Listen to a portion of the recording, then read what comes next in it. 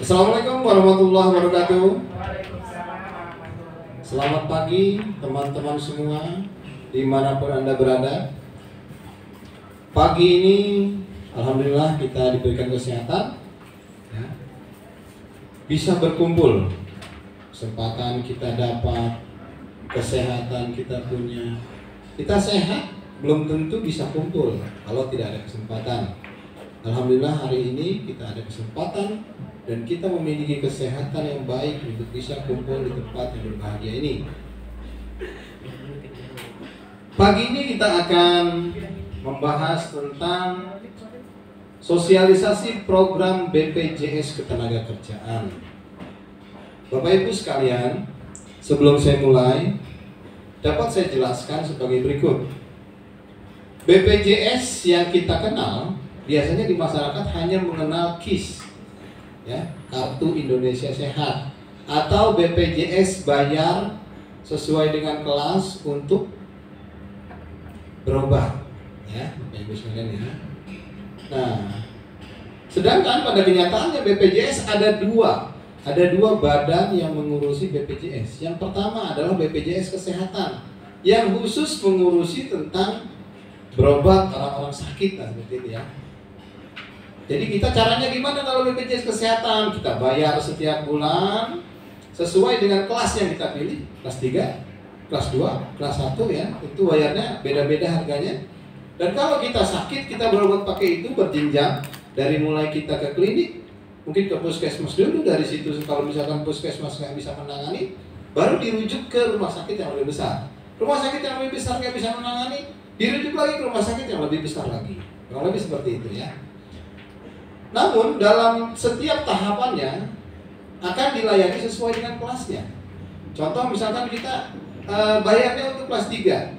Ya pada saat kita dirawat di rumah sakit, tentunya kita hanya dirawat di kelas 3. Obat-obatan juga standar kelas 3. Kalau ada obat yang misalkan di luar itu dan harus kita pakai, kita biasanya harus bayar sendiri. Ya, kurang lebih seperti itu. Kalau KIS, ya Kartu Indonesia Sehat, itu gratis dari pemerintah. Untuk beberapa orang Indonesia tidak semuanya bisa dapat, dan itu tidak perlu bayar bulanan. Nah, satu lagi adalah BPJS Ketenagakerjaan yang dulunya namanya Jamsostek. Jadi BPJS itu, dua-duanya BPJS ini berada di bawah undang-undang yang sama. BPJS Ketenagakerjaan khusus mengurusi orang-orang yang kerja, yang nggak kerja nggak bisa diurusin. Ya. Itu dulunya PT Jamsostek. Satu lagi BPJS Ketenagakerjaan, satunya lagi adalah BPJS Kesehatan, yaitu dulunya adalah Askes, PT Askes. Nah, dua perusahaan ini adalah perusahaan yang berbeda, manajemennya, kantornya, gedungnya, semuanya beda. Ya, tidak sama sekali nggak ada samanya. Cuma dia berada di bawah undang-undang yang sama, Undang-Undang Jaminan Sosial. Ya. Nah, hari ini kita akan berbicara tentang BPJS Ketenagakerjaan. Secara garis besar, hari ini kita akan membicarakan tentang BPJS Ketenagakerjaan khusus wira swasta. Yaitu disebutnya kalau di sini BPU, bukan penerima upah. Yang satu lagi adalah BPJS Ketenagakerjaan penerima upah kategorinya ya. Nah, kategori penerima upah adalah orang-orang yang didaftarkan bekerja di perusahaan dan didaftarkan oleh perusahaan. Biasanya di kantor-kantor, di pabrik-pabrik. Itu pabrik-pabrik kadang-kadang kalau yang bagus ya, kalau yang pabriknya belum profesional, biasanya dia nggak daftarkan juga. Jadi pabrik-pabrik itu bisa mendaftarkan BPJS Ketenagakerjaan karyawannya. Nah itu biasanya nggak repot-repot tuh si karyawan untuk mendaftar sendiri, untuk mengurus sendiri, nggak perlu repot-repot. Sudah diurus oleh perusahaan semua.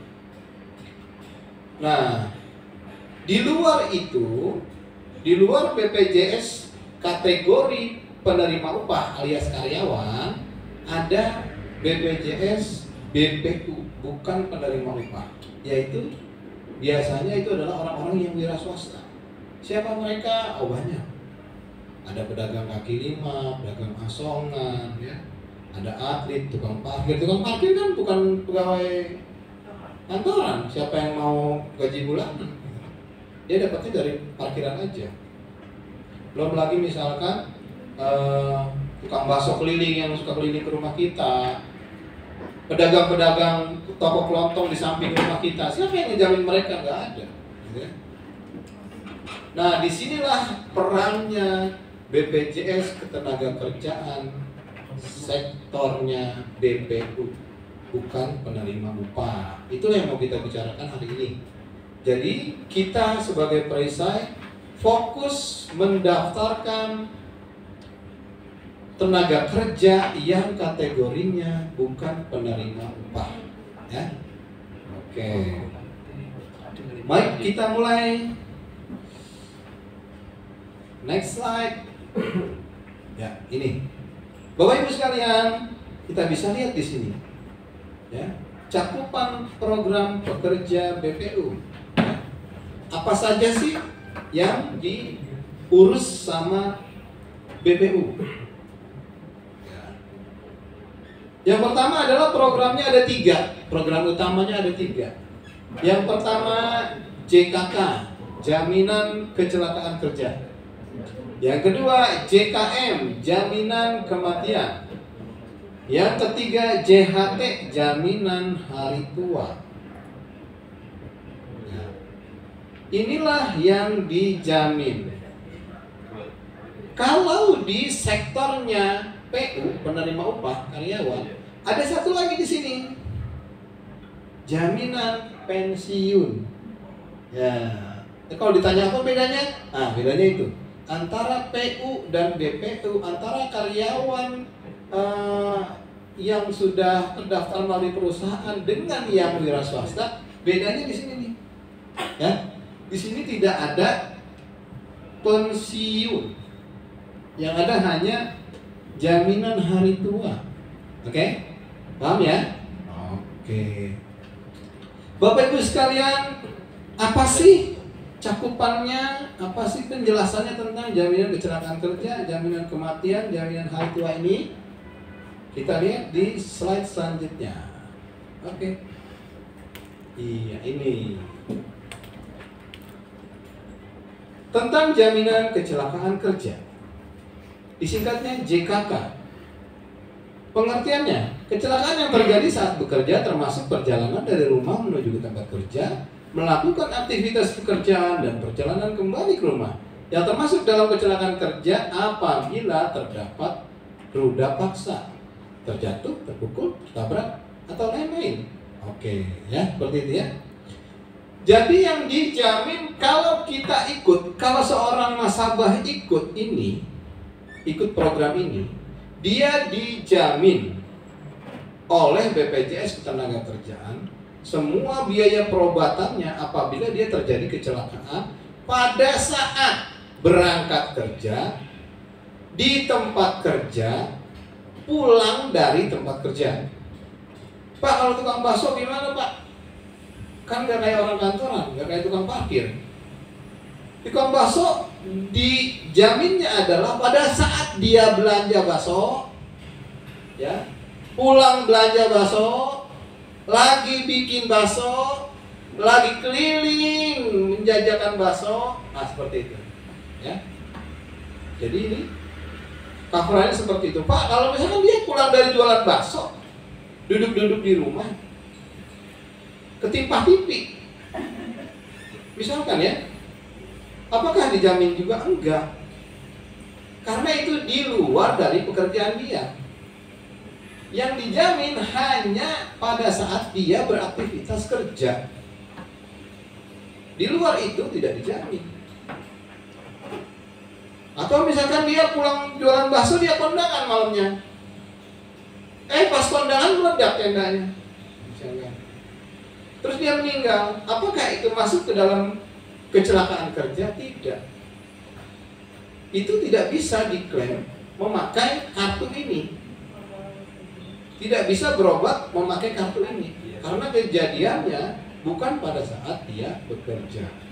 Jadi lingkupnya jelas. Pada saat mau, pada saat bekerja, dan pada saat selesai bekerja kembali dari pekerjaannya, ya. Oke.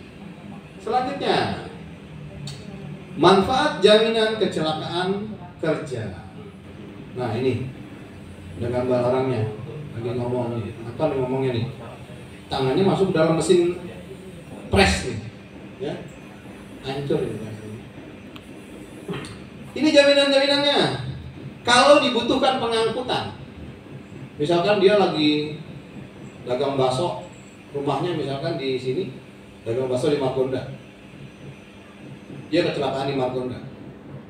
Dari Margonda perlu diangkut sampai ke rumah sakit yang bekerja sama dengan BPJS. Biayanya itu ditanggung oleh BPJS, maksimal 5 juta. Kalau lewat darat. Kalau lewat laut 2 juta. Kalau lewat udara 10 juta. Oh, ini misalkan nih kecelakaannya nih di Papua. Sekarang ada yang mendaftar di Papua, ya. Sebagai gambaran teman-teman, ya. Kalau di kita Depok, dari kabupaten kota ke satu kabupaten kota lainnya butuh berapa jam? 1 jam paling. 1 jam, ya? 1 jam naik motor. Dari kabupaten kota Depok ke kabupaten Bogor itu butuh waktu 1 jam kurang lebih. Sedangkan di Papua, informasi dari teman saya, dari satu kabupaten kota ke kabupaten kota lainnya itu butuh waktu 2 jam naik helikopter. Tidak ada jalan darat sebagian. Jadi bayangkan jauhnya. Seandainya dia ikut BPJS Ketenagakerjaan dan dia kecelakaannya jauh dari rumah sakit, dibutuhkan alat transportasi angkutan, maka jika dibutuhkan pakai udara, ada penggantian dari BPJS sebesar maksimal 10 juta. Gitu ya? Jadi kita jangan berpikir tentang di Depok aja nih. Di tempat lain sana itu jauh-jauh rumah sakit di seluruh Indonesia itu. Biar kita juga terbuka wawasannya. Oke?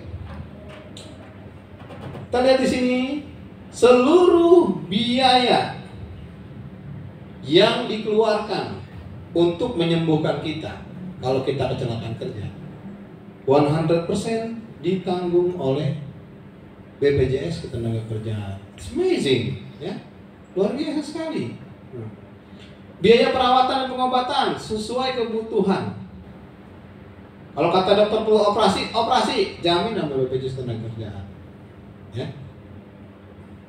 Kalau dia kecelakaan sehingga dokter bilang, wah ini harus istirahat nih selama 3 bulan nih, berarti nggak bisa kerja dong. Maka BPJS akan memberikan santunan. 6 bulan pertama akan diberikan 1 juta rupiah. 6 bulan kedua diberikan 1 juta rupiah per bulan juga sama. Untuk selanjutnya adalah 500.000 rupiah per bulan. Sampai kapan? Sampai dia meninggal. Gitu ya. Kalau dia sakit, dan kata dokter, wah ini terus nih, besoknya meninggal. Nah itu seperti itu. Tapi kalau udah sembuh ya sudah. Misalkan kata dokter, wah ini 3 bulan nih harus istirahat. Setelah 3 bulan ternyata masih belum sembuh juga, kata dokter, tambahin lagi nih, ini harus istirahat lagi 2 bulan lagi. Nah itu lanjut 500. Kalau sampai lebih dari setahun itu 500.000 per bulan dikasihnya. Tapi yang mudah-mudahan nggak ada orang sampai selama itu ya. Tapi ada loh. Teman saya kemarin di panitia festival, Pak Bigman, mudah-mudahan Pak Bigman cepat sembuh. Dia jadi panitia pertandingan festival olahraga tingkat Kota Depok. Selesai pertandingan, besoknya dalam kegiatan dia menuju ke kantor, dia tabrakan motor. Bahunya patah itu bahunya. Baru keluar dari rumah sakit hari ini. Padahal festival olahraganya itu tanggal 21, 22, 23. Dia kejadian tanggal 24. Sekarang baru keluar dari rumah sakit, masih pakai gips ya. Jadi kita nggak tahu nih kapan nih kita sakit, kita kecelakaan, wallahu a'lam bishawab. Yang bisa kita lakukan adalah hati-hati dan selalu berdoa. Oke. Itu kalau dia tidak bisa bekerja gara-gara kecelakaan tadi. Kalau dia meninggal gimana? Kalau dia meninggal secara keseluruhan ini, si nasabah kita akan mendapatkan 70 juta rupiah. Kalau meninggalnya karena kecelakaan, ya. Meninggal karena kecelakaan, peserta BPJS yang meninggal karena kecelakaan akan diberikan santunan sebesar 70 juta rupiah yang diberikan kepada ahli warisnya, nggak mungkin kepada si nasabahnya, karena nasabahnya sudah meninggal, ya kan? Oke. Beasiswa anak peserta. Si nasabah ini kalau meninggal karena kecelakaan, ya, berapapun lamanya dia ikut, Pak, nasabah saya baru kemarin saya daftarin, ternyata hari ini dia meninggal kecelakaan, mendapatkan beasiswa anaknya, tapi maksimal 2 anak. Ya. Kalau anaknya banyak, anaknya ada 10 Pak, tetap 2 anak. Pak, anaknya cuma 1, ya 1 anak. 2 anak dari mana satunya lagi? Masa pakai anak tetangga? Ya, oke. Beasiswanya kayak gimana Pak? Beasiswanya akan ditanggung biaya sekolahnya sampai dia kuliah, atau dia mencapai usia 23 tahun, atau dia menikah. Misalkan dia lulus SMA langsung menikah, ya nggak dapat lagi beasiswanya. Kalau dia kuliah, dia dapat. Oke? Penjelasannya seperti ini nih, beasiswa peserta nih. Untuk TK dan SD itu 1,5 juta per tahun. Ya, per tahun. Cara klaimnya gimana? Ahli warisnya datang ke sini urus. Kalau kita sebagai perisai kita bantu urus, ya. 1.500.000 per tahun untuk SD.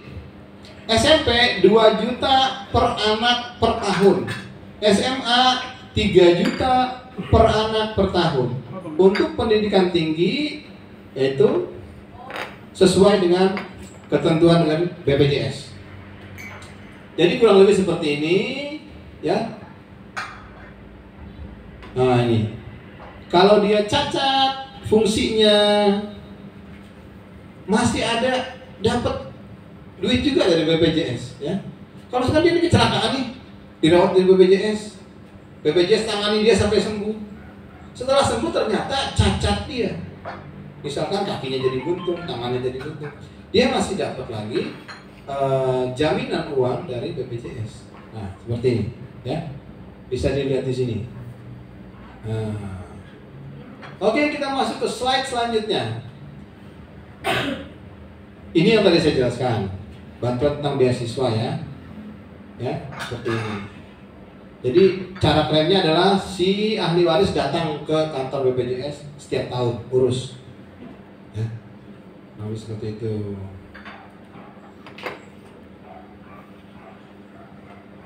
Oke, kalau anaknya belum masuk usia sekolah, dia meninggal, nasabah kita meninggal, anaknya usianya 3 tahun. Bagaimana Pak? Dapat beasiswa nggak? Dapat, tapi nanti pada saat dia masuk usia TK. Sebelum masuk usia TK belum dapat, ya.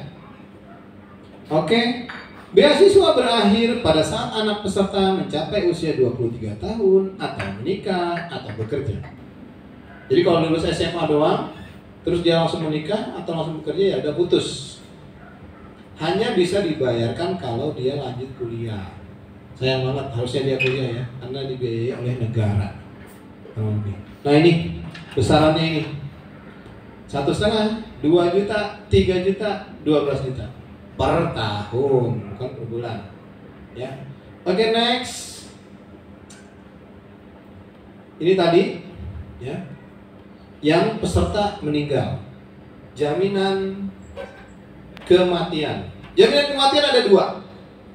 Jaminan kematian dengan dasar dia meninggal normal, jaminan kematian atas dasar dia meninggal karena kecelakaan kerja. Mudahnya adalah kalau dia meninggal normal, santunan BPJS-nya adalah 42 juta. Kalau dia meninggalnya karena kecelakaan, santunan BPJS-nya adalah 72 juta. Ya, 72 juta. Gampang kan? Ingat ya? Ya. Meninggal karena kecelakaan 72. Meninggal karena normal 42 juta. Oke. Next. Rincian yang tadi itu, yang kita bilang 42 itu. Nah, ini rinciannya. Santunan kematian 20, santunan berkala 12, biaya pemakaman 10. Tapi biasanya ini dikasih secara langsung semuanya bareng. Gitu. Dicairkan bersama-sama. Jadi jumlahnya adalah 42 juta. Gitu ya. Ini penjelasan tentang yang tadi kita jelaskan, TK sampai SD 1.500.000 per orang per tahun ya. Udah paham ini ya? Oke. Kalau beasiswa ini untuk anak diberikan dengan dua ketentuan.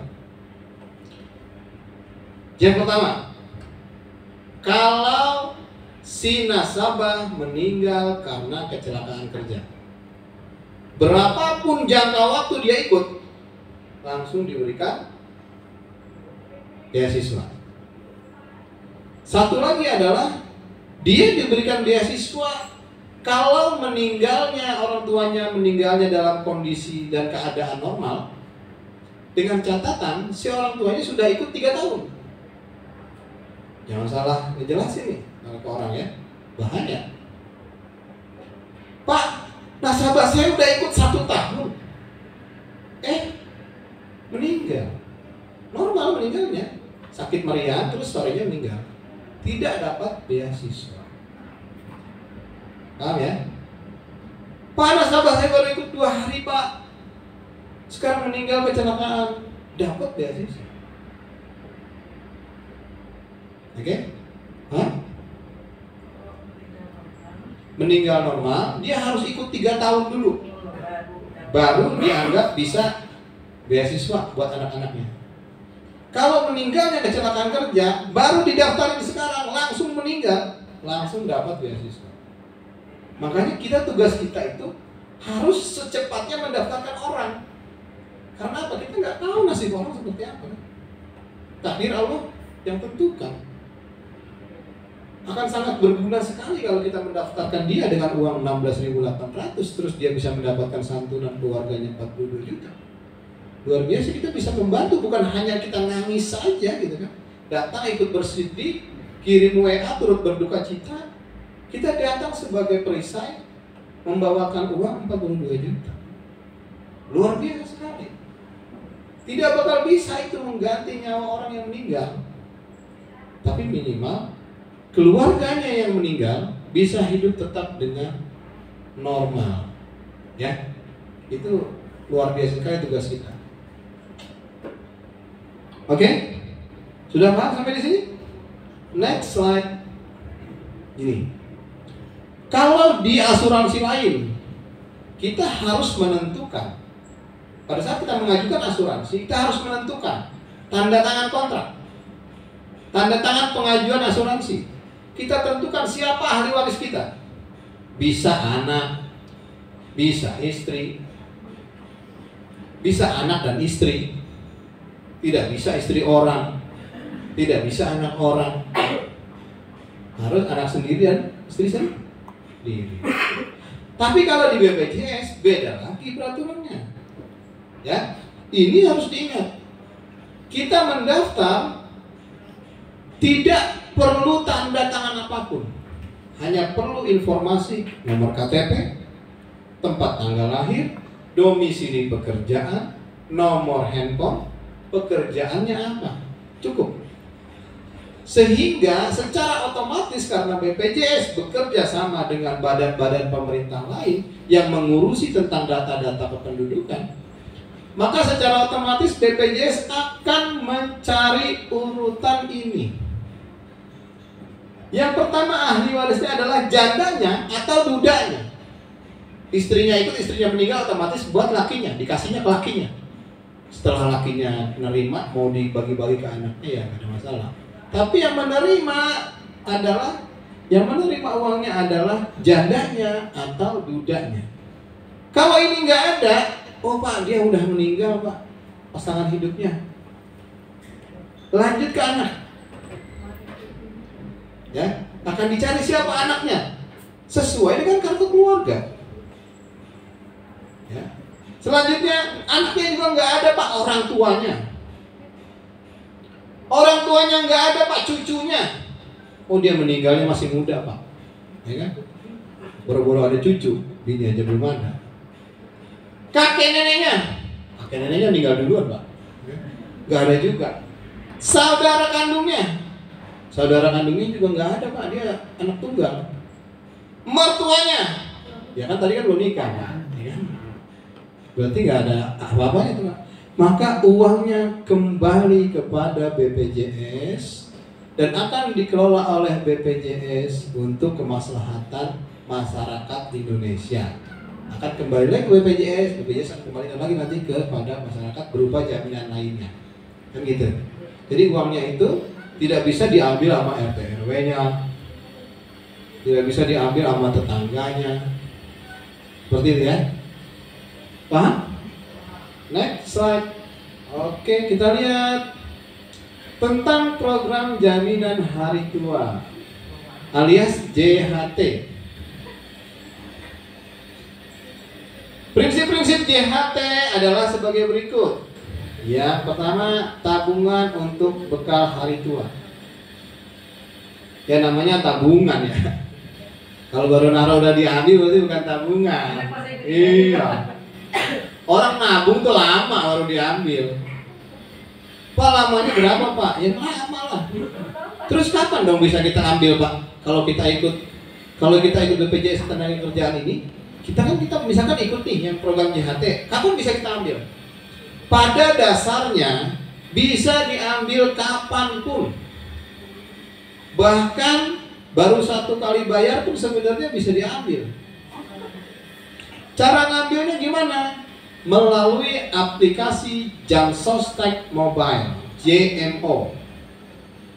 Kita ketik JMO di situ, kita download dulu, kita masukin nomor kartu kita. Di situ kelihatan kita nabungnya udah berapa tuh, tabungan JHT kita tuh kelihatan tuh. Waduh, lagi nggak punya duit buat beli rokok nih, kan? Ngambil lah. Bisa tuh? Nggak bisa. Berokok pengen buru-buru. Kalau JHT pasti ada prosesnya. Diverifikasi dulu sama orang BPJS, kan gitu. Tapi pengambilannya itu bukan ke sini ngantri, bukan. Lewat Jamsostek Mobile. Jadi kita ajukan di situ pengambilan. Kapan kan bisa diambil? Kapan aja bisa. Kapan aja bisa diajukan. Setelah setahun, 2 tahun, 3 tahun, 4 tahun, 10 tahun. Yang bagusnya ntar aja lah. Ya. Bagusnya sih kalau misalkan nanya saya bagusnya berapa Pak? Ya 10 tahun bagus. Karena apa? Karena yang dikembalikan ke kita pada saat kita pencairan adalah uang tabungan kita plus uang pengembangan. Ya mungkin bahasa perbankannya mungkin bunga ya. Tapi di sini bukan bunga. Ibaratnya bagi keuntungan lah. Karena uang yang dimasukin ke BPJS kan akan dikelola oleh BPJS, ya. Nah dari keuntungan pengelolaannya itu nanti akan dikembalikan lagi ke kita sebagai bagi hasil, kurang lebih seperti itu. Berapa jumlahnya ya sesuai dengan besarannya kita. Ini ya yang kita tabung. Gimana Bu? Berapa? Sharing profit. Nah, that's right man. Merupakan akumulasi iuran dan hasil pengembangan. Itu yang tadi saya jelaskan. Ya. Diberikan secara sekaligus atau berkala. Tergantung pilihan kita lah. Kayaknya kita pengennya kalau udah gatal pengen ngambil kayaknya ya sekaligus, maksudnya berkala ya. Oke. Udah paham ya sampai di sini ya. Next slide kita ke ini. Program Jaminan Hari Tua JHT. Dengan memenuhi syarat salah satu sebagai berikut.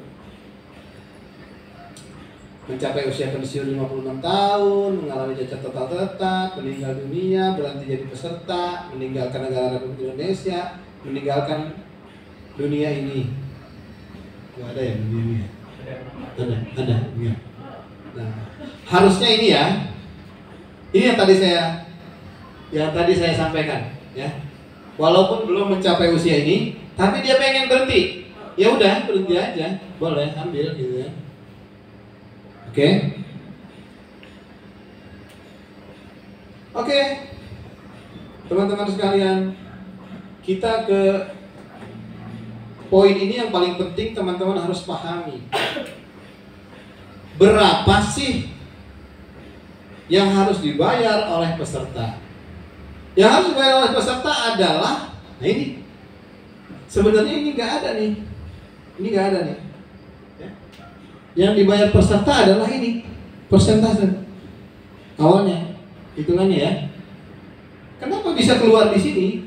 Karena kita menggunakan simulasi upah 1 juta rupiah.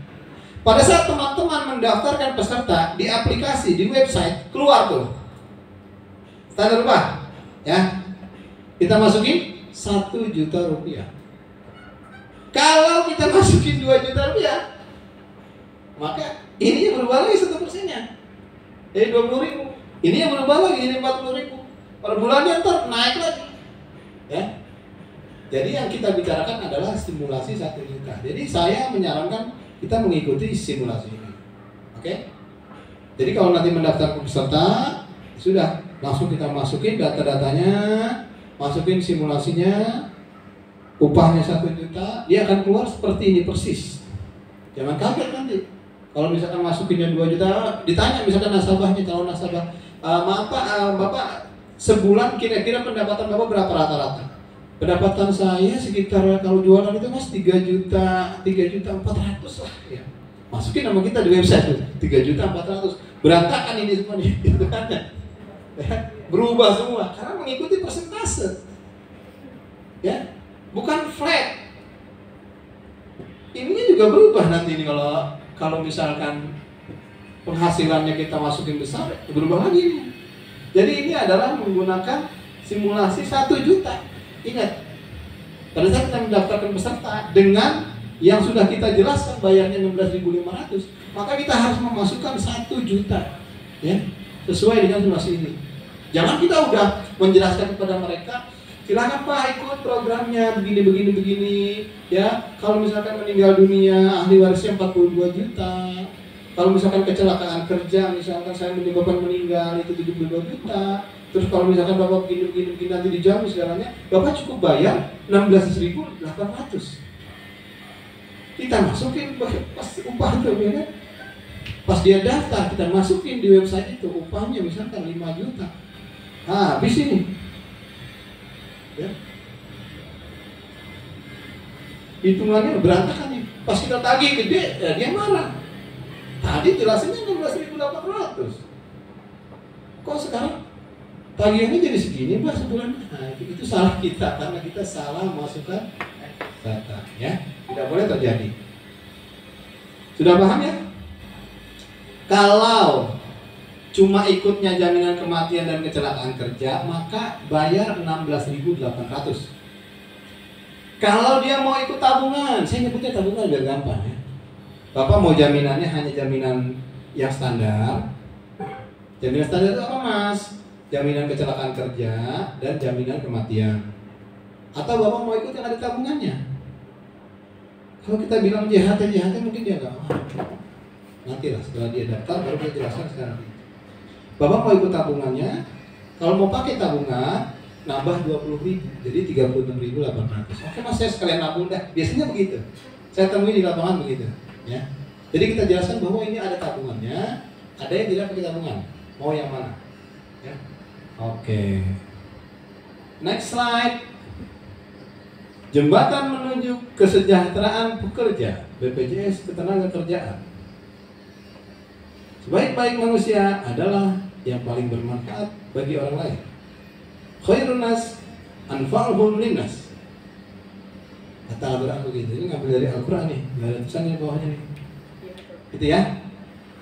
Ingatlah teman-teman sekalian, pekerjaan kita adalah pekerjaan yang mulia. Tidak boleh ada gengsi, tidak boleh ada takut, Karena apa? Kita membantu orang lain. Apabila per bulannya itu 500.000, 1 juta, saya yakin tidak semua orang Indonesia sanggup ikut walaupun mau. Mas, saya tahu mas ini bagus mas, saya perlu banget mas, karena pekerjaan saya berbahaya mas. Saya ngojek tiap hari mas, muter-muter ya kan, kota. Kadang saya keseruduk mobil segala macam. Kadang saya ngantuk mas pulang kerja. Tapi saya nggak sanggup mas kalau 1 juta sebulan. Mungkin itu terjadi. Tapi 16.800 Bapak Ibu sekalian, kalau dibagi 30 hari, itu nggak sampai 1.000. Gope. Ya, kalau 500 rupiah per hari dia nabung, dikali 30 hari itu sudah 15.000. Ya, berarti sehari itu 550 lah, 500, ya 600 rupiah lah dia nabung. Saya yakin sekali, seluruh rakyat Indonesia kerjaan apapun sanggup bayar. Karena harga rokok lebih mahal dari itu. Betul ya? Bahkan yang kerjanya mungkin sehari cuma, mas saya cuma dapat 20.000 mas sebagai kuli sehari. Bisa dong. Dia menyisihkan 1.000 sehari. Saya yakin bisa.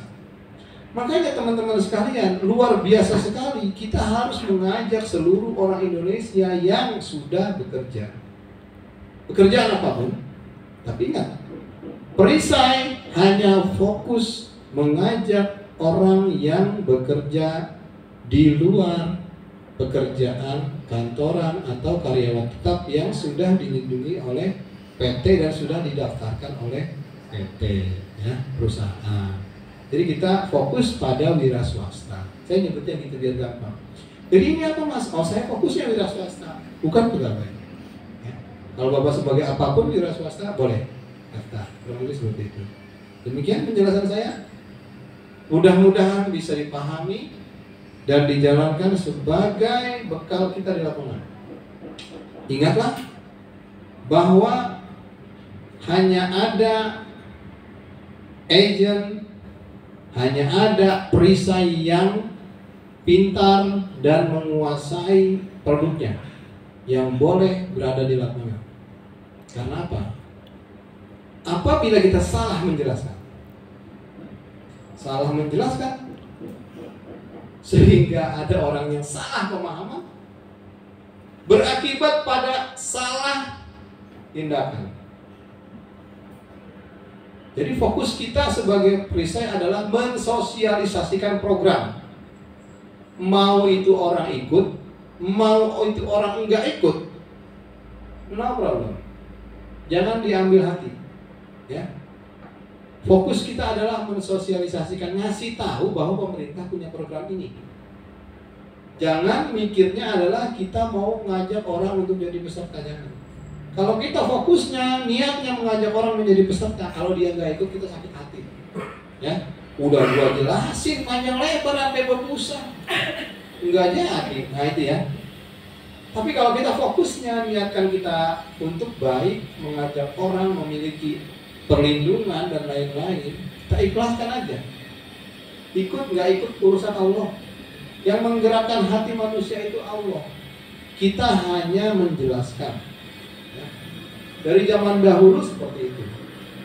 Nabi-nabi sejak zaman dulu, semua nabi mengajak umatnya untuk menjadi baik, menyembah kepada Allah. Tapi yang menggerakkan hati mereka untuk menyembah Allah, percaya sama Nabi itu adalah Allah. Jadi apalagi kita sebagai umatnya, gitu kan, yang tidak memiliki mukjizat apa-apa. Jangan sampai teman-teman berhenti cuma gara-gara kecewa. Saya udah mengajak 10 orang ini nggak mau pak. Bukan itu tugas kita. Tugas kita cuma ngasih tahu doang. Ada program seperti ini dari pemerintah. Mau ikut silahkan, saya bantu. Nggak mau ikut nggak apa-apa. Mungkin bapak bisa menjelaskan kepada orang lain, ibu bisa menjelaskan kepada orang lain, mungkin orang lain mau. Selesai masalahnya. Hati kita senang, hidup kita happy. Oke, demikian penjelasan dari saya. Terima kasih. Assalamualaikum warahmatullahi wabarakatuh. Tetap semangat.